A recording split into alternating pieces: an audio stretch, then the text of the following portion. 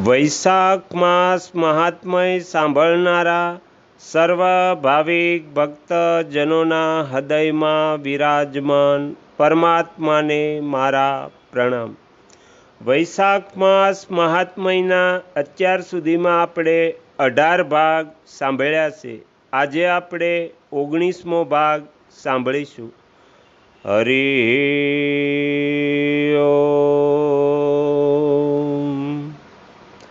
પ્રાચીન કાળમાં કાશ્મીર દેશમાં દેવવ્રત નામે એક બ્રાહ્મણ હતા।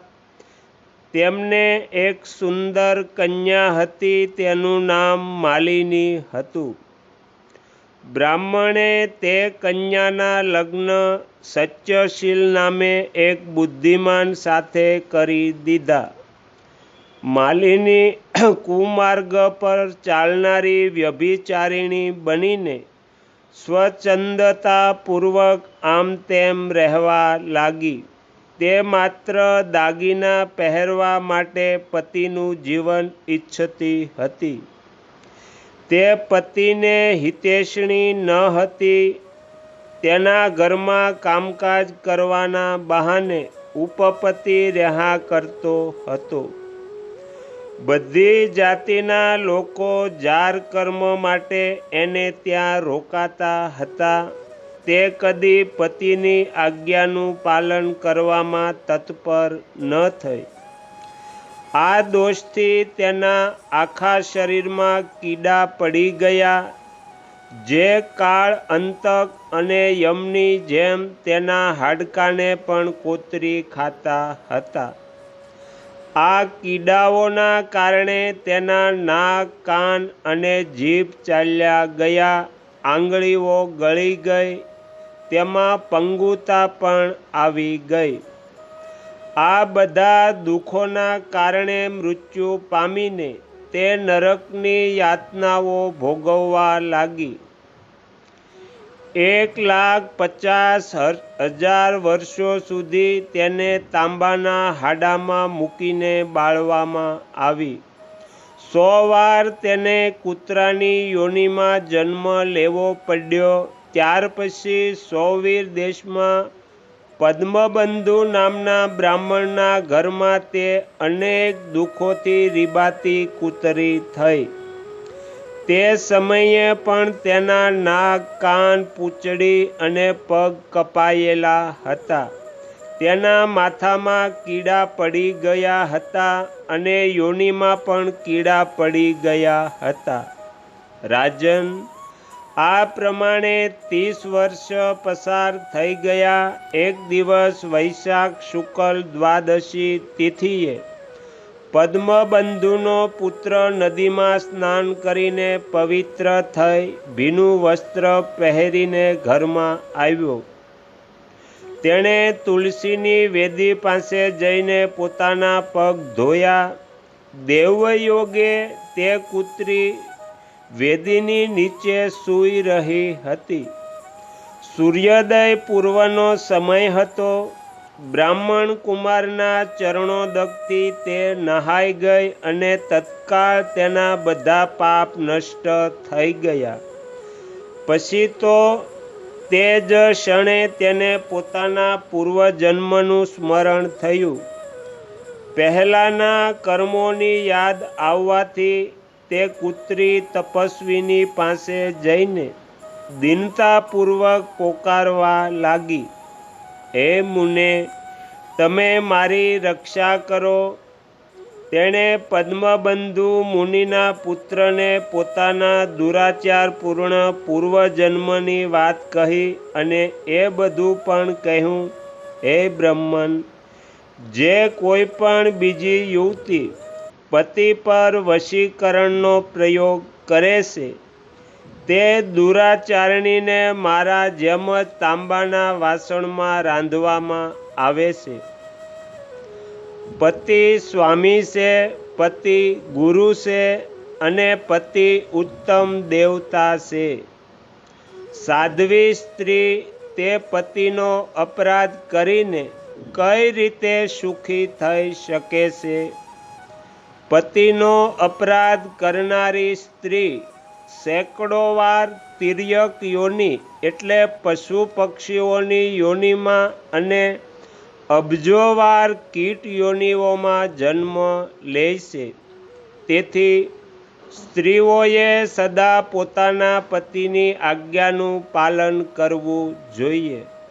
હે બ્રહ્મન, આજે હું તમારી દ્રષ્ટિની સામે આવી છું. જો તમે મારો ઉદ્ધાર નહીં કરો તો મારે ફરી આ યાતનાપૂર્ણ નિંદિત યોનિમાં જવું પડશે. તેથી હે વિપ્રવર, મુજ પાપાચારણીને વૈશાખ શુક્લ પક્ષમાં પોતાનું પુણ્ય આપીને ઉગારી લો. તમે જે પુણ્યવર્ધક દ્વાદશી કરી છે તેમાં સ્નાન, દાન અને અન્ન ભોજન કરવાથી જે પુણ્ય થયું છે તેનાથી મારો પણ ઉદ્ધાર થઈ જશે. હે મહાભાગ, હે દીનવત્સલ, મુજ દુખિયારી પર દયા કરો. તમારા સ્વામી ભગવાન જગદીશ્વર જનાર્દન દીનોના રક્ષક છે. તેમના ભક્તો પણ તેમના જેવા જ હોય છે. હે દીનવત્સલ, હું તમારા દરવાજા પર રહેનારી કૂતરી છું. મુજ દીન પર દયા કરો, મારો ઉદ્ધાર કરો. અંતમાં હું આ દ્વિજેન્દ્રને નમસ્કાર કરું છું. તેની વાત સાંભળીને મુનિના પુત્રએ કહ્યું, કૃત્યા, બધા પ્રાણીઓ પોતાના કરેલા કર્મોનું સુખ દુઃખ ભોગવે છે. જેમ સાપને આપેલું સાકરવાળું દૂધ માત્ર વિષની વૃદ્ધિ કરે છે, તે જ પ્રમાણે પાપીને આપેલું પુણ્ય તેના પાપમાં સહાયક થાય છે. મુનિકુમારના આ પ્રમાણે કહેવાથી કૂતરી દુઃખમાં ડૂબી ગઈ અને તે પુત્રના પિતાની પાસે જઈને આર્તસ્વરે આક્રંદ કરીને બોલી, પદ્મબંધુ બાબા, હું તમારા દ્વારની કૃત્યા છું. મેં તમારું એઠું ખાધું છે. મારી રક્ષા કરો, મને બચાવો.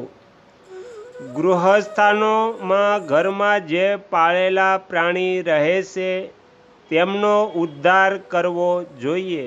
આ વેદવેતાઓનો મત છે. ચાંડાળ, કાગડા, કૂતરા આ બધા ગૃહસ્થના નાખેલા ટુકડા ખાય છે. તેથી તેમની દયાને પાત્ર છે.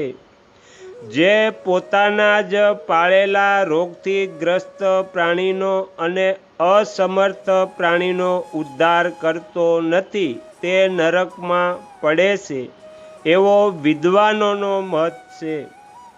સંસારનું સર્જન કરનારા ભગવાન વિષ્ણુ એકને કર્તા બનાવીને પોતે જ પત્ની પુત્રના નાતે સમસ્ત જંતુઓનું પોષણ કરે છે. તેથી પોતાના આશ્રિતોની રક્ષા કરવી જોઈએ. આ ભાગવતની આજ્ઞા છે. દયાળુ હોવાથી તમે મારો ઉદ્ધાર કરો.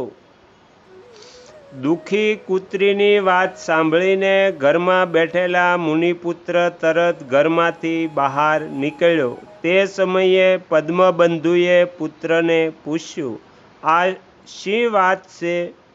ત્યારે પુત્રએ આ બધી વાત કહી. તે સાંભળીને પદ્મબંધુ કહે છે, બેટા, તમે કૂતરીને આવી વાત કેમ કહી?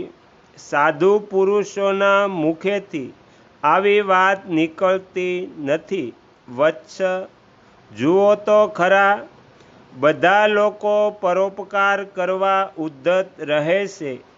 ચંદ્રમા, સૂર્ય, વાયુ, અગ્નિ, જળ, ચંદન, વૃક્ષ અને સાધુ પુરુષ હંમેશા પરોપકાર કરતા રહે છે.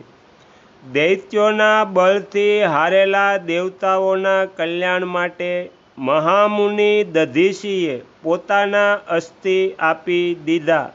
હે મહાભાગ, પૂર્વકાળમાં શિબી રાજાએ કબૂતરના પ્રાણ બચાવવા માટે ભૂખ્યા બાજને પોતાના શરીરનું માંસ આપ્યું હતું. પહેલાં આ પૃથ્વી પર જીમૂતવાહના નામના રાજા થઈ ગયા. તેમણે એક સર્પના પ્રાણ બચાવવા માટે મહાત્મા ગરુડને પોતાનું જીવન સમર્પિત કરી દીધું હતું. તેથી વિદ્વાન બ્રાહ્મણે દયાળુ થવું જોઈએ. શું ઇન્દ્રદેવ શુદ્ધ અવસ્થામાં જ વૃષ્ટિ કરે છે? અશુદ્ધ અવસ્થામાં વૃષ્ટિ નથી કરતા? શું ચંદ્રમા ચાંડાળના ઘર પર પ્રકાશ નથી કરતા? તેથી વારંવાર પ્રાર્થના કરી રહેલી આ કૂતરીનો હું મારા પુણ્યોથી ઉદ્ધાર કરીશ. તો અહીંયા વૈશાખ માસ મહાત્મ્યનો 19મો ભાગ સમાપ્ત થાય છે. હવે પછીના વિડીયોમાં આપણે 20મો ભાગ સાંભળીશું. તમે તમારો કિંમતી સમય આપી એકાગ્ર ચિત્તે પ્રસન્નતાપૂર્વક વૈશાખ માસ મહાત્મ્ય સાંભળ્યું એ બદલ હું આપ સૌનો ખૂબ ખૂબ આભાર વ્યક્ત કરું છું અને આશા પણ રાખું છું કે તમને સાંભળવું ગમ્યું હશે. જો ગમ્યું હોય તો બીજા 5 લોકોને પણ સંભળાવજો. શ્રી સદગુરુદેવની જય. આગળના વિડીયો જોવા માટે આ ચેનલને સબસ્ક્રાઈબ કરો અને જો આ વિડીયો પસંદ આવ્યો હોય તો લાઈક કરો.